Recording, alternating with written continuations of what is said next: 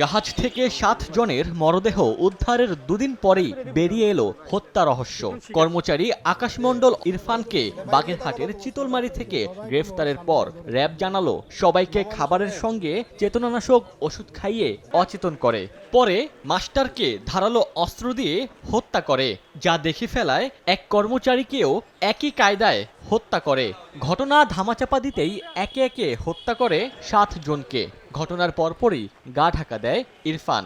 সে মূলত পূর্ব পরিকল্পনার অংশ হিসেবে 3 পাতা ঘুমের ওষুধ 18 ডিসেম্বর তারিখে ক্রয় করে তার নিজ হেফাজতে রাখে। পরবর্তীতে খাবারের তরকারির সাথে সেটা মিশিয়ে দেয় এবং অন্যান্য সদস্যরা যখন খাবার খায় তখন তারা খাবার খেয়ে অচেতন হয়ে পড়ে, যাতে করে অন্যান্য সদস্য কেউ তার ব্যাপারে তথ্য না দিতে পারে।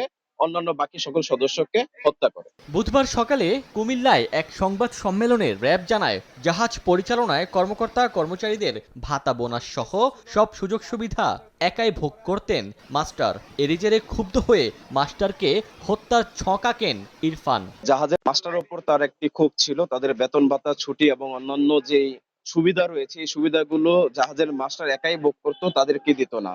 এবং কেউ কোনো ধরনের উচ্চ বাক্য করলে তাদেরকে কোনো ধরনের বিবেচনা না করেই চাকরিচ্যুত করতো এবং বেতন না দিয়ে তাদেরকে বিতাড়িত করে দিত। এই ক্ষোভ থেকেই সে মাস্টারকে হত্যার পরিকল্পনা করে।